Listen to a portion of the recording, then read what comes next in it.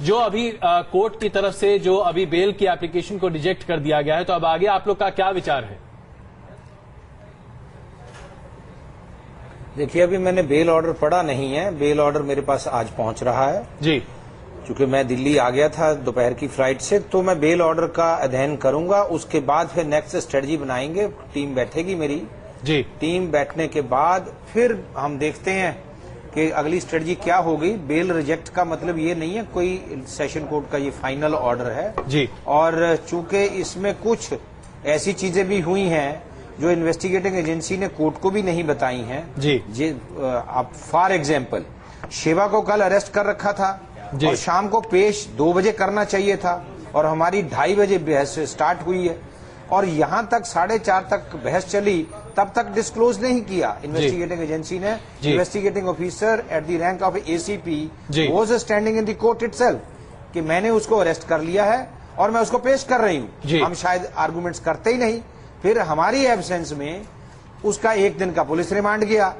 हम शायद कल बहस करते ही नहीं, आज बहस करते ही नहीं। अगर हमें ये बात बताई होती या कोर्ट को अपराइज कराया होता या कोर्ट को फिर आज हमें बता देते तो शायद हम इंतजार कर लेते हैं। मनन साहब, तो क्या आपको लगता है कि दरअसल पुलिस किसी प्रेशर में या पब्लिक प्रेशर में या ओपिनियन प्रेशर में काम कर रही है? क्या आपको ऐसा लगता है या आपको लगता है कि दरअसल पुलिस का काम करने का तरीका ही ये है, तो इसमें कुछ नया नहीं है?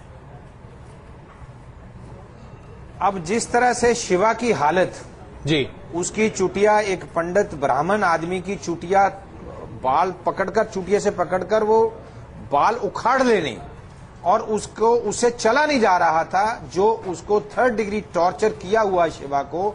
अब मैं आपको साफ तौर पे बताना चाहूंगा कि शिवा बाकी केस में कुछ नहीं है। इन्वेस्टिगेटर वो बाल उखाड़ लेने और उससे चला नहीं जा रहा था, जो उसको 3rd डिग्री टॉर्चर किया हुआ शिवा को। अब मैं आपको साफ तौर पे बताना चाहूंगा कि शिवा बाकी केस में कुछ नहीं है। Investigating agency totally miserably I can say failed to connect this Bapu Asaram with the case, लेकिन अब उसको वायदा माफ गवाह बनाने के लिए टॉर्चर किया जा रहा है, उसके धमकी दी जा रही है, हम तेरे को ये कर देंगे वो कर देंगे, और प्रलोभन भी दिया जा रहा है, इससे छूट जाएगा, तेरी फैमिली ये होगी वो होगी।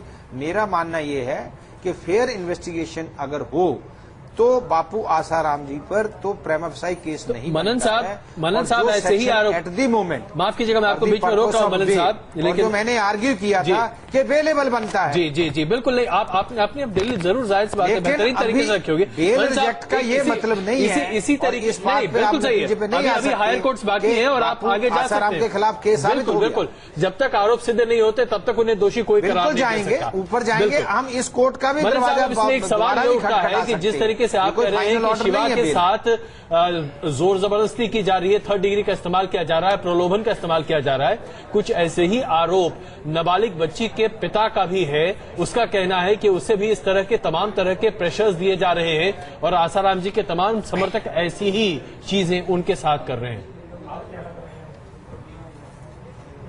हमने तो कोर्ट को दिखाया है, वो तो एक एलिगेशन लगा रहे हैं। हम कह रहे हैं उन एलिगेशंस का, अगर माता पिता उनके एलिगेशन लगा रहे हैं, उसकी इंडिपेंडेंट इंक्वायरी करवा लो, और लॉ में प्रावधान है उसके लिए। प्रावधान जब हैं उसका यूज करें। इंडिपेंडेंट इन्वेस्टिगेटिंग एजेंसी उस मुद्दे को इन्वेस्टिगेट कर लें। अगर ऐसा पाया जाता है तो बापू आसाराम किसी भी कीमत पर लीनियंसी के काबिल नहीं है, नहीं दी जा सकती।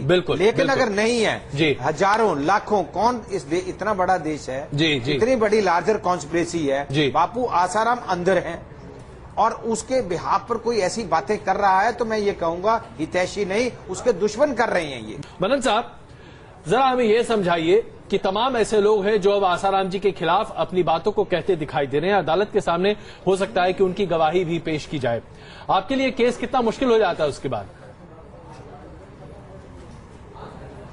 दोस्त, मैं सिर्फ अपने आप से पूछना चाह रहा हूं, मैं आपसे क्वेश्चन नहीं कर रहा हूं। ये कहां सो रहे थे आज तक लोग? क्यों नहीं बयान दिया? क्यों नहीं पुलिस को पहले रिपोर्टें लिखाई हैं? ये अब कहां के धर्मपुत्र युधिष्ठिर पैदा हो गए रातों रात? एक नंबर 2 जी, अब मैं आपसे एक सवाल और पूछना चाहूंगा, मैं आपसे पूछूंगा जी। चंद्रा स्वामी का केस याद है सबको? बिल्कुल बिल्कुल। लखूभाई पाठक केस में 9 महीने जेल में जी बरी हुए, सेंट किट्स बरी हुए, बाकी 9 केसों में फेरा में बरी हुए। एक बार भी क्लिप दिखाई आज तक आप लोगों ने उसकी? उस समय उसको नंगा करके रख दिया तमाम दुनिया के आगे। आज एक केस में भी, और मैं ही लॉयर हूं उसमें, अब बताइए 9 महीने उसकी जिंदगी के कोई वापस दे सकता है आज? और सुप्रीम कोर्ट में बेल हुई थी जाकर, जब सुप्रीम कोर्ट ने ये टिप्पणी करी थी कि ऐसे केसों में तो मजिस्ट्रेट को बेल दे देनी चाहिए थी जी, और वो एंटीसिपेटरी पर थे पहले। तो मेरा मानना यह है कि कानून की प्रक्रिया जब शुरू हो गई है, आपके माध्यम से मैं बाकी चैनल को भी कल भी कहा है कि बैलेंस स्टोरीज, अपनी स्टोरी मैं कहूंगा कि मीडिया में सारे चैनल एक जैसे नहीं है, कुछ चैनल्स का व्यापार हो गया है ये। देखिए मनन साहब, बाकी न्यूज चैनल्स के बारे में कॉग्निजेंस कोर्ट ने माफ कीजिएगा, मैं आपको बीच में टोक रहा हूं, ले लिया है, बाकी चैनल्स के बारे में कुछ कहना हमारे लिए उचित नहीं है। हर कोई अपने तरीके से चीजों को सामने रखता है और प्रस्तुत करता है। हम लेकिन निष्पक्ष खबर दिखाने में यकीन रखते हैं और यही हमारी यह धर्म है जिसका हम पालन करने की कोशिश करते हैं।